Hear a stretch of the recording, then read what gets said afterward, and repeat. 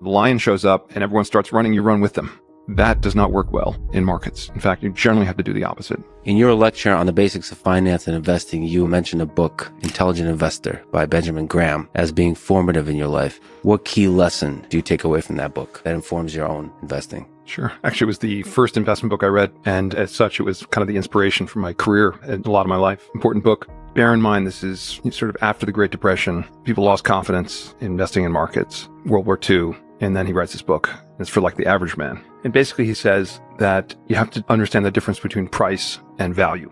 Price is what you pay. Value is what you get. The stock market is here to serve you.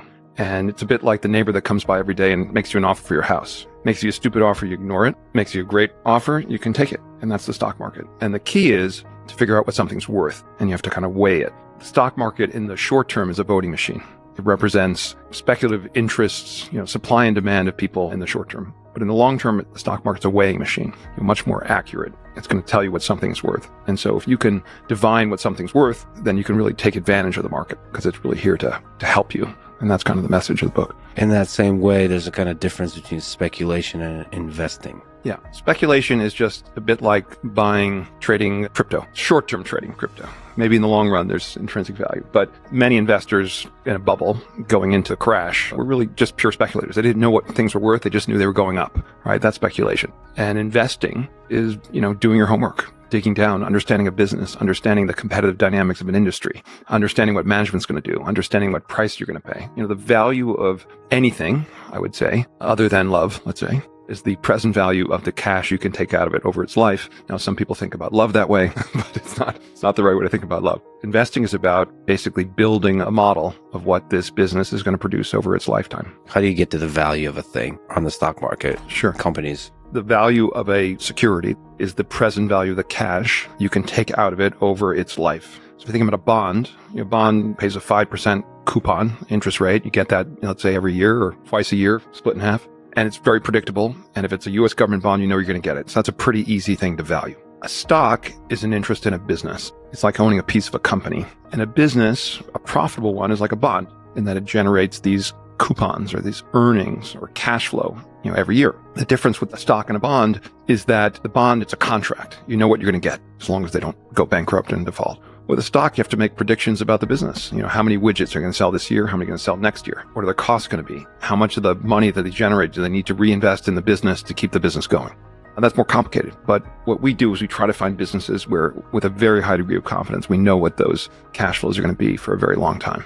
And there are very few businesses that you can have a really high degree of certainty about. And as a result, many investments are speculations because it's really very difficult to predict. What I do for a living is find those rare companies that you can kind of predict what they're going to look like over a very long period of time. What are the factors that indicate that a company is going to be something that's going to make a lot of money, it's going to have a lot of value, and it's going to be reliable over a long period of time? Every consumer has a view on different brands and different companies. What we look for are sort of these non-disruptible businesses, a business where you can kind of close your eyes, stock market shuts for a decade, and that 10 years from now, it's going to be a more valuable, more profitable company. So we own a business called Universal Music Group. It's in the business of helping artists become global artists. That's sort of the recorded music business. And it's in the business of owning music publishing rights of songwriters. I think music is forever, right? Music is a many thousand-year-old part of the human experience. And I think it will be, thousands of years from now. And so that's a pretty good backdrop to invest in a company. And the company basically owns a third of the global recorded music, the most dominant sort of market share in the business. They're the best at taking an artist who's 18 years old, who's got a great voice, and helping that artist become a superstar. And that's a unique talent. And the result is the best artists in the world want to come work for them. But they also have this incredible library of, the Beatles, the Rolling Stone, U2, etc. And then if you think about what music has become, it used to be about records and CDs and 8-track tapes, and it was about a new format, and that's how they drive sales. And it's become a business about streaming. And streaming is a lot more predictable than selling records, right? You can sort of say, okay, how many people have smartphones? How many people are going to have smartphones next year? There's a kind of global penetration over time of smartphones. And you pay, call it $10, $11 a month for a subscription or last for a family plan. And you can kind of build a model of what the world looks like and predict the growth of the streaming business, predict what kind of market share Universal is going to have over time. You can't get to a precise view of value. You can get to an approximation. And the key is to buy at a price that represents a big discount to that approximation. And that gets back to Ben Graham. Ben Graham was about what he invented this concept of margin of safety, right? You want to buy a company at a price that if you're wrong about what you think it's worth, and it turns out to be worth 30% less, you paid a deep enough discount to your estimate that you're still okay. Investing, a big part of investing is not losing money. If you can avoid losing money and then have a few great hits, you can do very, very well over time. There are all kinds of risks in every business. This is one that I think has a very high degree of persistence. And I can't envision a world where beyond streaming, in a sense. Now, you may have a Neuralink chip in your head instead of a phone, but the music's going to come in a digitized kind of format. You're going to want to have an infinite library that you can walk around in your pocket or in your brain. It's not going to matter that much if the form factor, the device changes. It's not really that important whether it's Spotify or Apple or Amazon that are providers. I think the value is really going to reside in the content owners, and that's really the artists and the label. But that's sort of one example. Another example could be just, the restaurant industry. You look at businesses like a McDonald's, right? It's whatever, the company's like a 1950 vintage business, and here we are, it's, 75 years later. And you can kind of predict what it's going to look like over time. And the menu's going to adjust over time to consumer tastes. But I think the hamburger and fries is probably forever. The Beatles, the Rolling Stones, the hamburger and fries are forever. What's the actual process you go through? The process of figuring out what the value of a company is. Like, how do you do the research? So Chipotle, what attracted us initially, the stock price dropped by about 50%. Great company, great concept. Athletes love it. Consumers love it. Healthy, sustainable, fresh food made in front of your eyes. But ultimately, the company's lacking some of the systems and had a food safety issue. Consumers got sick, almost killed the brand. But the reality of the fast food, quick service industry is almost every fast food company has had a food safety issue over time. And the vast majority have survived. And we said, look, such a great concept, but their approach was far from ideal.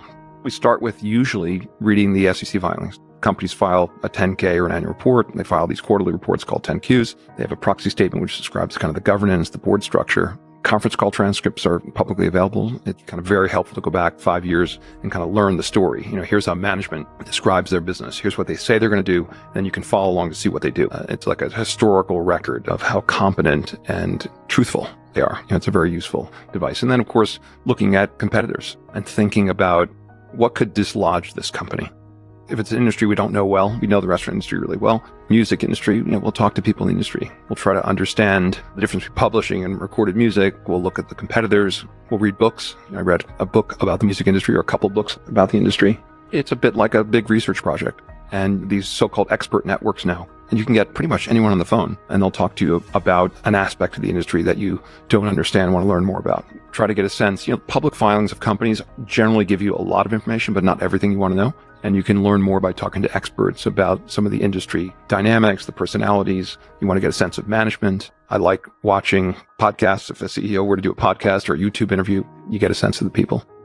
The kind of business we're looking for is kind of business everyone should be looking for, right? A great business. It's got a long-term trajectory of growth, even beyond the foreseeable distance, right? Those are the kind of businesses you want to own. You want businesses that generate a lot of cash. You want businesses you can easily understand. You want businesses with these sort of huge barriers to entry where it's difficult for others to compete. You want companies that don't have to constantly raise capital. And these are some of the great businesses of the world. But people have figured out that those are the great businesses. So the problem is those companies tend to have very high stock prices, and the value is generally built into the price you have to pay for the business. So we can't earn the kind of returns we want to earn for investors by paying a really high price. Price matters a lot. You can buy the best business in the world, and if you overpay, you're not going to earn particularly attractive returns. We get involved in cases where a great business has kind of made a big mistake, or you've a company that's kind of lost its way, but it's recoverable. We buy from shareholders who are disappointed, who've lost confidence, selling at a low price relative to what it's worth if fixed, and then we try to be helpful in fixing the company. You said barriers to entry. How do you know if there's a type of moat protecting from competitors stepping up to the plate? The most difficult analysis to do as an investor is kind of figuring out how wide is the moat, how much at risk is the business to disruption. And we're in, I would say, the greatest period of disruptability in history, right? Technology. A couple of 19-year-olds can, leave whatever university, or maybe they didn't even go in the first place. They can raise millions of dollars. They can get access to infinite bandwidth storage. They can contract with engineers in low-cost markets around the world. They can build a virtual company, and they can disrupt businesses that seem super established over time. And then on top of that, you have major companies with multi-trillion-dollar market caps working to find profits wherever they can. And so that's a dangerous world in a way to be an investor. you have to find businesses that it's hard to foresee a world in which they get disrupted. And the beauty of the restaurant business, and our best track record is in restaurants. We've never lost money. We've only made a fortune, interestingly, investing in restaurants. A big part of it's a really simple business. And if you get Chipotle right and you're at 100 stores, it's not so hard to envision getting to 200 stores and then getting to 500 stores. And the key is maintaining the brand image, growing intelligently, having the right systems. Now, when you go from 100 stores to 3,500 stores, you have to know what you're doing. And there's a lot of complexity. If you think about your local restaurant, the family's working in the business, they're watching the cash register, and you can probably open another restaurant across town. But there are very few restaurant operators that own more than a few restaurants and operate them successfully. And the quick service business is about systems that a stranger who doesn't know the restaurant industry can come in and enter the business and build a successful franchise. Now, Chipotle is not a franchise company. They actually own all their own stores. But many of the most successful restaurant companies are franchise models, like a Burger King, a McDonald's, Tim Hortons, all these various brands, Popeyes. And there it's about systems. But the same systems apply whether you own all the stores and it's run by a big corporation or whether the owners of the restaurants are sort of franchisees, local entrepreneurs. So if the restaurant has scaled to a certain number, that means they've figured out some kind of system that works. Yes. It's very difficult to develop that kind of system. So that's a moat. A moat is you get to a certain scale and you do it successfully, and the brand is now understood by the consumer. And what's interesting about Chipotle is what they've achieved is difficult. They're not buying frozen hamburgers getting shipped in. They're buying fresh, sustainably sourced ingredients. They're preparing food in the store. That was a first. Quality of the product at Chipotle is incredible. It's the highest quality food you can get. You can get a serious dinner for under $20 and eat really healthily and very high quality ingredients. And that's just not available anywhere else. And it's very hard to replicate and to build those relationships with farmers around the country. It's a lot easier to make a deal with one of the massive food producers and buy your pork from them than to buy from a whole bunch of farmers around the country. That is a big moat for Chipotle. Very difficult to replicate. You were talking about moats, and this kind of reminded me of Alphabet, parent company. Sure. It's a big position for us. It's interesting that you think that maybe Alphabet fits some of these characteristics. It's tricky to know with everything that's happening in AI. It's interesting that you think that there's a moat. What's your analysis of Alphabet? Why are you still positive about it?